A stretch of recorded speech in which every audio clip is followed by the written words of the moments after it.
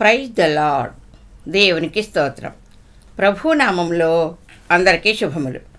గత శుక్రవారం విత్తువాని ఉపమానము అనే సిరీస్ నుండి త్రోవ ప్రక్కన పడిన విత్తనాలు అనే అంశమును ధ్యానించాము. ఈ శుక్రవారం రాతి నేలను పడిన విత్తనాలు అనే అంశమును ధ్యానిద్దాం. ప్రార్థన చేసుకుందాం.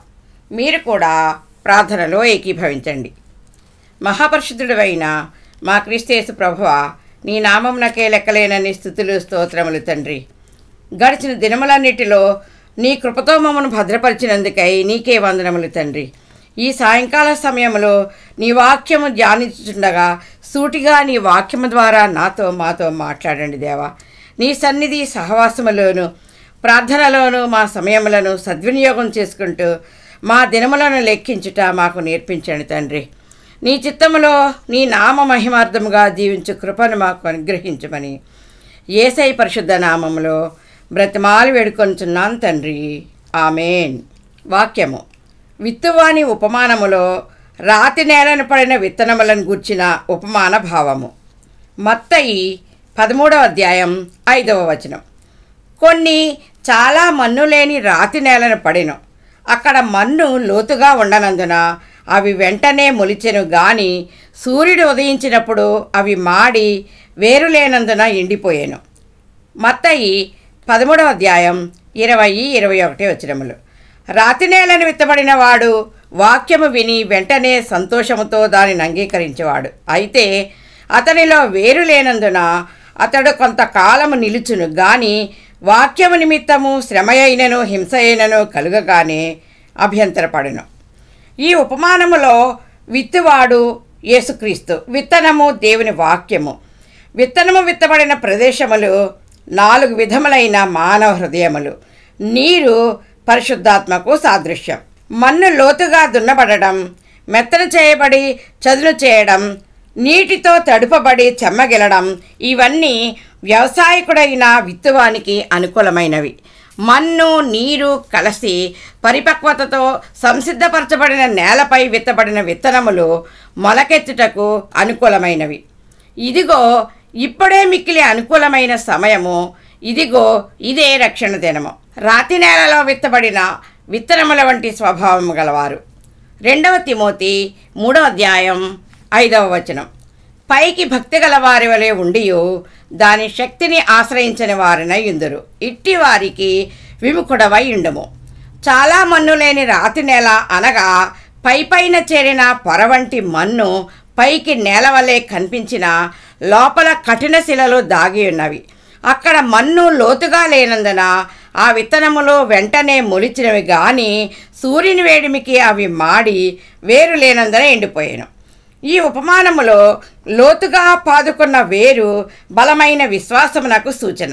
రాతి నేలలో విత్తబడిన విత్తనముల వంటి స్వభావము గలవారు ఆచారయుక్తంగా సన్నిధికి వెళ్తారు, ఏకీభవిస్తారు, అన్ని ఆరాధనా కార్యక్రమాలలోనూ పాల్గొంటారు, వాక్యము వింటారు, వెంటనే సంతోషంతో దాన్ని అంగీకరిస్తారు. అయితే వారిలో లోతైన వేరు వంటి విశ్వాసము లేనందున కొంతకాలము నిలచి కొనసాగుతారు.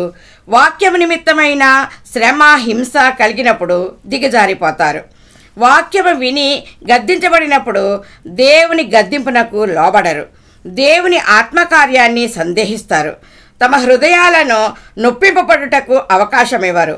పైన అలవాటు భక్తిని కొనసాగిస్తూ దేవుని ఆత్మను ఆర్పివేస్తారు, పరిశుద్ధాత్మను దుఃఖపరుస్తారు. వీరి హృదయములో లోపల దాగి ఉన్న పాపమనే కఠిన శిలల వంటి రాతి బండలను బయట పారవేయాలి. హృదయాన్ని ఖాళీ చేసి దేవుని వాక్యము, ప్రార్థన, విశ్వాసము, నీతి న్యాయములతో నింపుకున్నట్లయితే దేవుని ఆత్మ మనలో నివసిస్తుంది. యెషయా 62వ అధ్యాయం 10-11 వచనములు. గుమ్మములారా రండి రండి, జనమునకు త్రోవ సిద్ధపరచుడి, రాజమార్గమును చక్కపరచుడి, రాళ్లను ఏరి పారవేయుడి, జనములు చూచినట్లు ధ్వజమెత్తుడి, ఆలకించుడి. భూదిగంతముల వరకు యెహోవా సమాచారము ప్రకటింపచేసి ఉన్నాడు. ఇదిగో రక్షణ నీ యొద్దకు వచ్చుచున్నది. ఇదే రాతి నేలను విత్తబడిన వాక్యపు విత్తనం. హృదయములో దాగి ఉన్న పాపపు జాబితాల వంటి రాతి బండలను ఏరి పారవేసి హృదయాన్ని తేలికపరచుకోవాలి. అతిక్రమములు దాచిపెట్టేవాడు వర్ధిల్లడు, వాటిని ఒప్పుకొని విడిచిపెట్టేవాడు కనికరము పొందును. 2 కొరింథీ 3:3 రాతి పలక మీద గాని సిరాతో గాని వ్రాయబడక మెత్తని హృదయములు అను పలక మీద జీవము గల దేవుని ఆత్మతో మా పరిచర్య మూలముగా వ్రాయబడిన క్రీస్తు పత్రికయై ఉన్నారని మీరు తేటపరచబడుచున్నారు. జీవము గల దేవుని ఆత్మను మన హృదయములో నివసింపచేయాలి. 2 కొరింథీ 6:18 మనము జీవము గల దేవుని ఆలయమై ఉన్నాము. రాతి నేలలో పడిన విత్తనముల వంటి వారు వాక్యమును విని వెంటనే అంగీకరిస్తారు. వారు విశ్వాసములో ఎదిగి బలపరచబడటానికి వారిని ఫాలో అప్ చేసి ఆత్మలో వర్ధిల్లినట్లు సహకరించడానికి విశ్వాసులను సలహాదారులుగా ఏర్పరచాలి. ప్రార్థనలను వాక్యములను వారిని అనుసరించి క్రైస్తవ భక్తి విలువలను నేర్చుకున్నటకు వారి పట్ల బాధ్యత వహించాలి. ఆ ఆత్మలను బలమైన విశ్వాసులుగా సిద్ధపరచుటకు సంఘములు బలపడుటకు అవకాశం ఏర్పడుతుంది. వారు వాక్యం అనే అద్దములో స్థితిని గ్రహించి సరిచేసుకోవాలి. నూతన సృష్టిగా మార్చబడాలి. క్రీస్తునందు విశ్వాసముంచిన మనము దేవుని ఫలాలమై ఉంటాము. దేవుని వాక్యానికి లోబడి విధేయులముగా దేవుని రక్షణ పిలుపును అంగీకరించాలి. యెషయా 55:6 యెహోవా మీకు దొరుకు కాలమునందు ఆయనను వెదకుడి, ఆయన సమీపంలో ఉండగా ఆయనను వేడుకొనుడి. వాక్యము నిమిత్తము శ్రమ హింస కలిగినప్పుడు అభ్యంతరపడి వ్యసనపరులుగా వెనుదిరిగితే రక్షణ నిశ్చయత నిత్య జీవమును కోల్పోతారు. త్రావ తప్పిన గొర్రెల వలె నిష్ఫలులుగా ఉంటారు. మత్తయి 3:10 ఇప్పుడే గొడ్డలి చెట్ల వేరున ఉంచబడి ఉన్నది గనుక మంచి ఫలము ఫలింపని ప్రతి చెట్టును నరకబడి అగ్నిలో వేయబడును. శోధన శ్రమ సంభవించినప్పుడు క్రీస్తు శిలువ వైపు చూస్తూ ఆయనను ఆశ్రయించి నెమ్మది పొందాలి. హెబ్రీ 2:18 తాను శోధింపబడి శ్రమ పొందెను గనుక శోధింపబడు వారికి సహాయము చేయువాడై ఉన్నాడు. మార్పు చెంది దేవుని కొరకు బలమైన విశ్వాసులుగా నమ్మకముగా కొనసాగుతున్న ప్రతి క్రైస్తవునికి దేవుడు ఇచ్చిన ఘనమైన ఆధిక్యత ఆత్మల భారము. ఆత్మల వేదనతో భారము వహించి అనేక మందికి సత్య మార్గమును చూపించాలి. మనము దేవుని పొలములో కర్షకులుగా వాక్య రూపముగానో లేదా సాక్ష్యము, ప్రార్థన, పాట ఏదో ఒక పాత్రగా పనివారుగా పనిచేయాలి. ఆత్మల పంట ఫలభరితముగా ఉండాలంటే పరిశుద్ధాత్మ కార్యము జరగాలి. అయితే దీని వెనుక బలమైన ప్రార్థనా ఖడ్గమును పదును పెట్టాలి. కీర్తన 126:5-6 కన్నీళ్లు విడిచుచూ విత్తువారు సంతోష గానముతో పంట కోసెదరు. పిడికెడు విత్తనములు చేతపట్టుకుని ఏడ్చుచూ పోవు విత్తువాడు సంతోష గానము చేయుచు పనలు మోసుకొని వచ్చును.